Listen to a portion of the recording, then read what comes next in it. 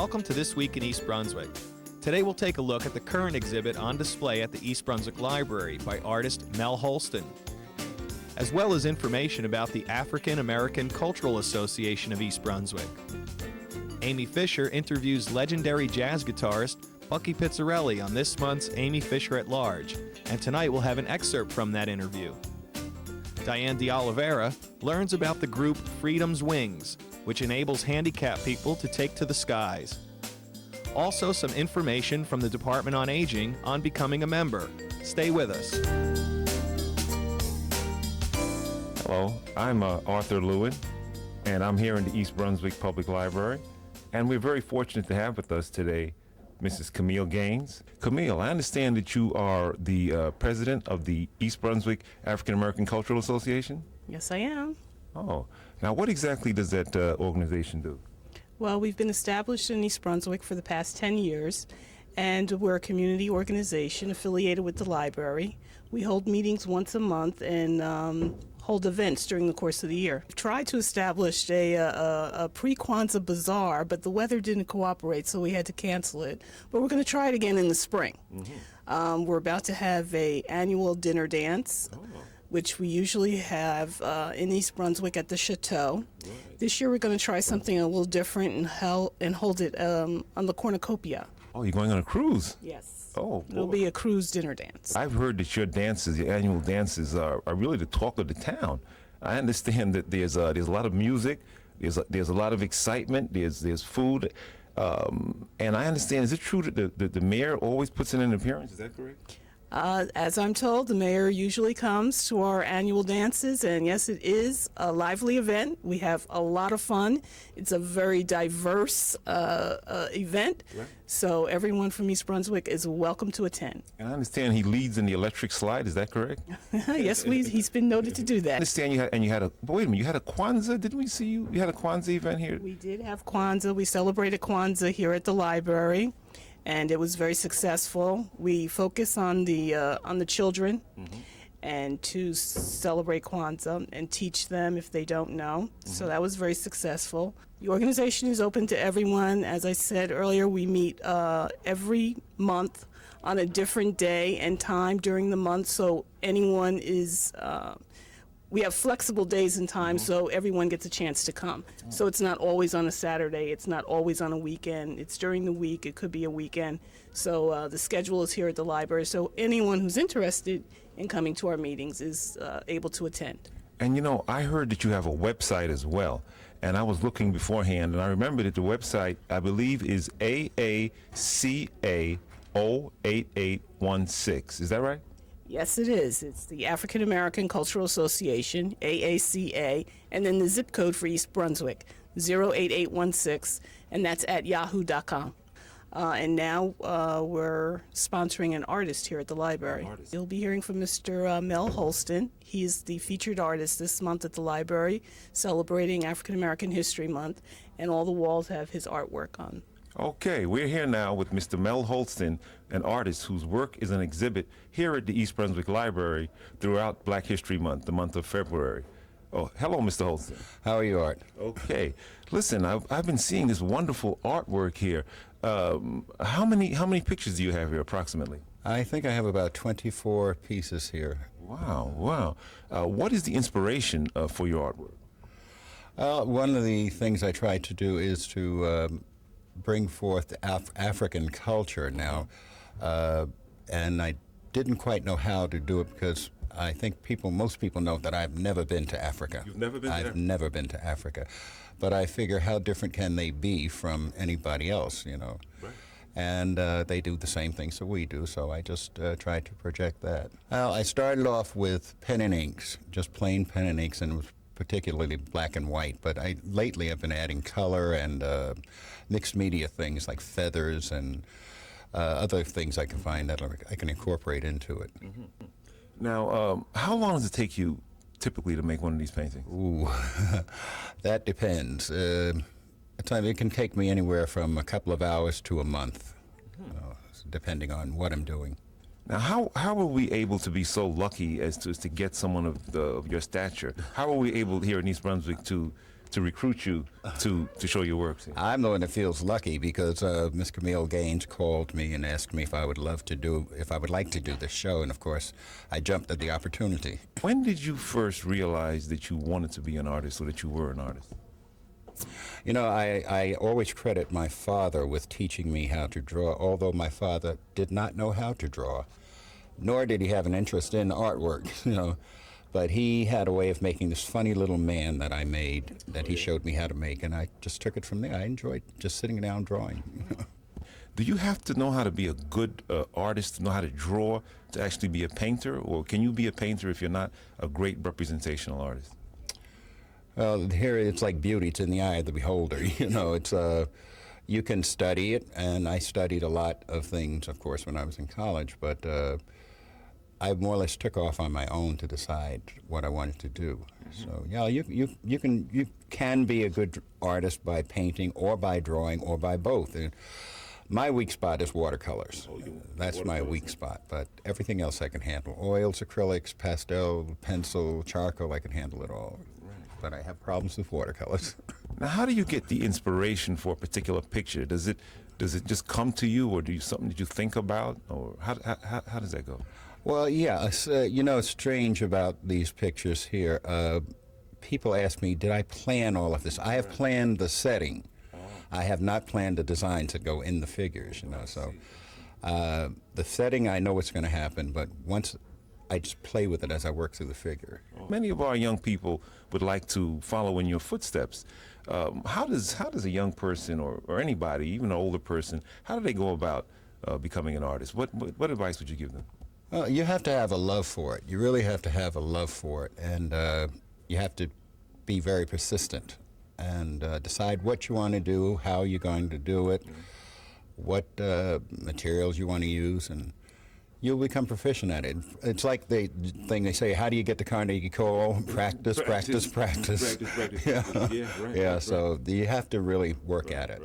Now, you know, I would imagine that being an artist, you need a mentor, or if not a mentor, someone you look up to, that type of thing. But in your case, who is it that you'd say, which artist living or maybe passed on, who you could say is an inspiration for your artwork? Well, oddly enough, I think one of the artists that inspired me most was Jackson Pollock. And the reason for that was I'd never even heard of him until I started college. And I saw his work in the books, and it looked like garbage to me. I'm going like, how can this be art? And then I went to the Metropolitan Museum and I saw it in person, so to speak, you know. I was just awed by it, completely awed by it. And but he was the one that inspired me. But I have a very good friend that I grew up with, a woman by the name of Vivian McDuffie now, who has been a great inspiration to me all my life. You know, so we've known each other for quite a few years. Now, Jackson Pollock, if I'm not mistaken, Jackson Pollock is an abstract artist. Yes, he is. Do you have some? You do have some abstract as well. Yes, I do have some abstracts as well. Okay, I see. That was sort of a break to. It's sort of I call it a bridge to my next step, whatever that's going to be. I'm not sure if that's going to what it's going to be just yet. I'm sure you don't spend all your time painting. And what do you do for rest or relaxation outside of painting? Actually, when I'm not painting, I like reading, traveling, and I'm trying to become an aspiring author too now. So you're writing as well? I'm writing some books and things still. So. Where can people find your artwork besides here if they would like to, say, purchase something or do a show with you? Yeah, my email address is mholston@hotmail.com. You can reach me at home at 908-226-1794. Oh, thank you very much, Mr. Holston. We want you to come down here and see the works of this wonderful artist, Mel Holston. It's going to be on display here, and there's not that much time. It's only until the end of February. Make sure you come and see it and enjoy right here at the East Brunswick Public Library.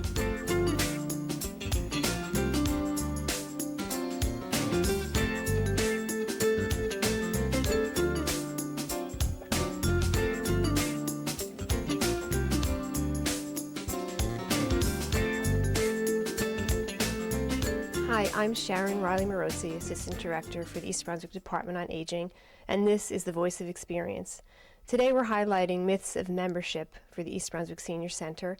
I'd like to introduce Carol Belisano. Carol is senior clerk here in the Department on Aging and the person most likely to meet and greet a new member. Carol, how does someone become a member of the Senior Center? It's simple. You must be at least 60 years of age or older and a resident of East Brunswick. And when can someone register? You can register Monday through Friday between the hours of 9 and 4, and you must bring proof of age and proof of residency with you. What types of documents would someone need to bring? You can bring driver's license, which is perfect because it shows your age and your address. If you don't have a driver's license, you can bring either passport, birth certificate, doctor's bill, utility bill. Both those items will show your age and your residency. Are there any fees involved? There's no fee involved. The only charge is a $2 charge for photos that we put on your ID card. And the photos are taken the first Friday of every month between the hours of 10 and 12. So there's no fees for membership. Fees for anything else? There are fees for certain programs and special events here at the center, but they are listed in our monthly newsletter. Carol, are new members required to volunteer at the Senior Center? They are not required to volunteer. It's optional. If they would like to volunteer, we're more than happy to have them. We always have volunteer opportunities here, but it's not mandatory. Thank you. For more information on becoming a member of the East Brunswick Senior Center and any other program or services available through the Department on Aging, please call 732-390-6896. And please remember, the East Brunswick Department on Aging is here to help you and yours age successfully.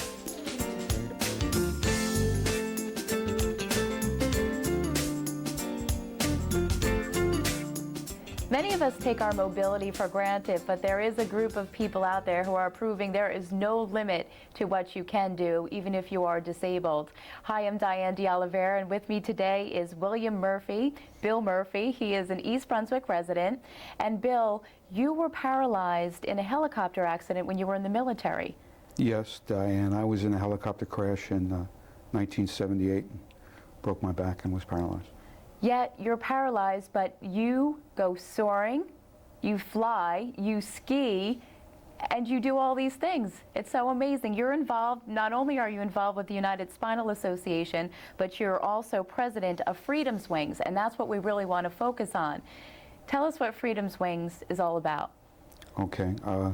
Diane, Freedom's Wings was started in 1981 by a United Airlines pilot, Irv Sobel, and his wife. And the mission statement of Freedom's Wings is to bring the sport of soaring to people with disabilities. I became involved with them in 1996, and I flew. I went for a flight. I loved it. I kept on going back. I got my rating as a glider pilot, and I've maintained my involvement with them. I served on the Board of Trustees and recently have been elected as president. Now, when you were first injured, did you ever think that you would be doing these things or even think that far along in the future? No, I did not. When I was first hurt, I had no idea of the possibilities, and it took a while. I think everyone goes through a bad time, let's use that term, and mine was probably longer than most. But once I got involved with sporting activities through the Eastern Paralyzed Veterans Association, I started to have a life again. And it was through that start with sports that I got involved with Freedom's Wings. I started skiing. I've sailed on a competitive basis. Now, if you had not been injured, would you be doing the sports and things that you do today? Probably not. It opened a whole new door for me. It was a different path. It was not a path that I had expected to take. And when I stopped fighting and wanting to get back on the path that I wanted and kind of took the path that I was given, life got a lot easier. So where do you actually start the soaring from? You go out to Pennsylvania? Yes, we fly from a little grass strip in Orwina, Pennsylvania, which is just north of New Hope. It's called Van Sant. And we have two specially equipped gliders that have hand controls for people who have problems with their legs, and we take people up for rides, we give training, we give inspirational flights, and basically we try to get the message out that there is life after a injury. In my case, it was a spinal cord. How many members do you have in your group? We have about 50 members. We have, we're always looking for new members. We need able-bodied volunteers to help people get in and out of the ships and help get the ships out from the tie downs, and we are always looking for people who would be willing to volunteer their time. And what is the age range of the oldest and the youngest? Our oldest pilot is a World War II veteran bomber pilot. And he is approaching 80. Our youngest is a teenage boy who started flying with us last year. That's great that you're doing this, that you're continuing to go on with your life. And you said it wasn't easy in the beginning, but maybe someone who is younger and maybe disabled or in a situation, by seeing you and the things that you're doing and Freedom's Wings, maybe that will inspire them to want to try this and do other things and know that there are other avenues and that life is not over. Well, we would hope so. It does take a little bit of moxie, let's say, but once you get the right mindset, the reality is that you can do anything you want to do as long as you want it bad enough. So tell me a little bit more about this soaring. So what happens? You all meet? How often do you meet? Well, we try to fly, mostly we fly during the summertime. Our season runs from April through November in Pennsylvania. We are trying to start a operation in Florida during the wintertime. But you would call to schedule a flight and go out and meet at the airport. We take the glider out, do a pre-flight, check the weather. The glider is hooked up to a tow plane by a very long rope, and the tow plane pulls the glider up. We usually take a tow to 3,000 feet, and then we release from the tow plane and then go look for thermals. If we don't find thermals from 3,000 feet, we have about an 18-minute flight. If you find thermals, you can stay up for as long as you can stay in the thermals. My longest flight's 5.5 hours, and that's nowhere near a record. On the the nice spring days, when you see the white puffy clouds, that means that it's a good day for soaring. Sounds really neat. And Bill, we're almost out of time, but real quickly, what was it like to fly for the first time since you had been injured? What was it like to fly? Actually, the first time was a little bit scary. I did not enjoy it quite that much, but I went back again and tried, and then I was hooked. And it was really, getting back into flying is the best therapy that I have ever done. Well, what a sense of accomplishment, and hopefully you will set an example for others to follow. For people who want more information about Freedom's Wings, what can they do? Do you have a website and phone number? We do have a website. It's freedomswings.org. That's one word, and a 800 number. It's 1-800-382-1197. Bill, thank you so much. For Thank you, Making a Diane. Difference, I'm Diane de Oliveira.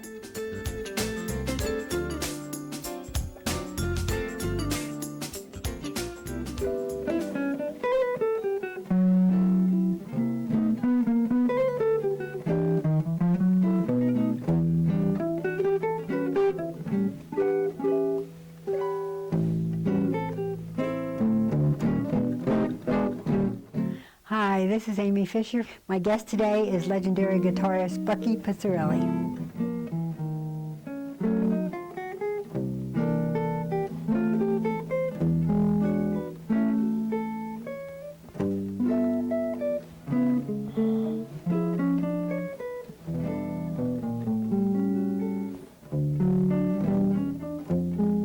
We have something in common. We were both born in Patterson. That's right. So can you tell me, what are your memories of your early days in Patterson? Well, they were glorious days for me because I went to Central High School, and from day one, we were always jamming or playing. We had a little symphony orchestra, we had a jazz band, and a jazz combo.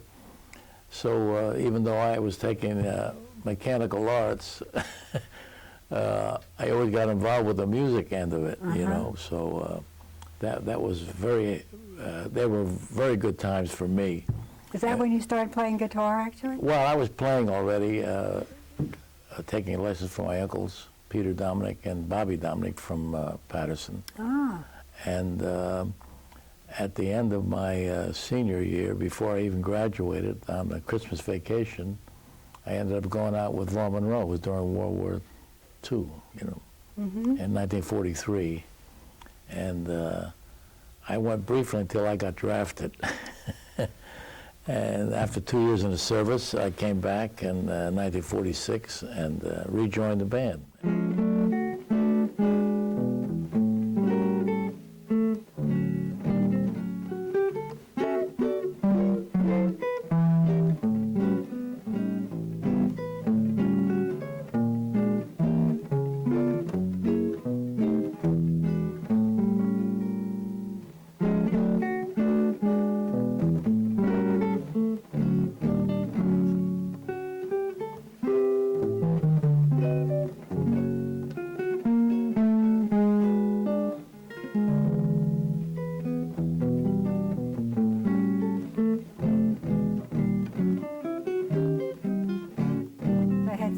I looked you up on the internet, and there's 12,400 entries for you, which I think is pretty good for a guy from Patterson.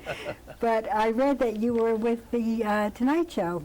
Oh yeah, well I was with, you know, I was on staff at NBC then, that was 1954, and as soon as the show ended, we were let go, because we were like excess, considered excess, because they had 65 and over musicians. Wow. Toscanini was there at the same time. Wow. And we got let go, so I went with a small group called the Three Sons, and stayed with them for 2 years, and decided to come back to New York, where the rock and roll era was booming, and they were hiring more guitar players than any other instrument. Really? So every recording session had at least three guitar players. And in the old days, I mean, the guitar player was the first guy to get fired from the band, you know, if he was most expendable. So you actually played rock and roll too? Oh, we did a lot of, yeah. Did a lot of things. Dion and the Belmonts and all kinds of wacky groups in those days. But they were good. They sold a lot of records, and it wasn't bad music. And then also you were with Benny Goodman. Now, when were you with Well, that was a little later on. I was doing, I sort of got tired of playing the rock and roll things, and I went back on staff. There was an opening, so they hired me to be with Skitch Henderson. Oh. And Johnny Carson's show. That was like three or 2 nights a week. I split it with Tony Mottola. And while I was there, we had many guests, and Benny Goodman was on it, so he asked me to play with his band whenever I could, you know. So I did that. On weekends, I would fly out with Benny, play a one-nighter, come back, and then in '70, he asked me to go to London with him, or Europe. We did 26 cities.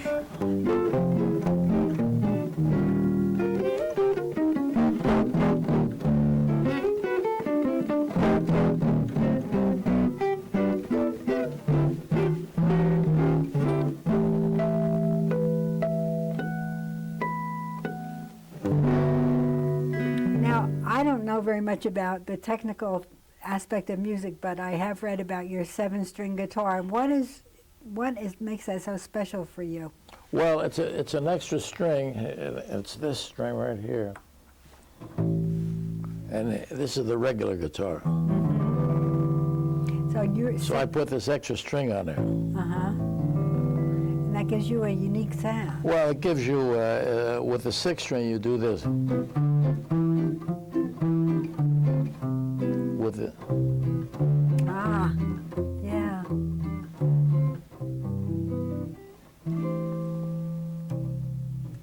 Bucky, thank you again for coming. It is such an honor for me to have you here. I can't begin to tell you. Well, thank you very much for having me. Okay.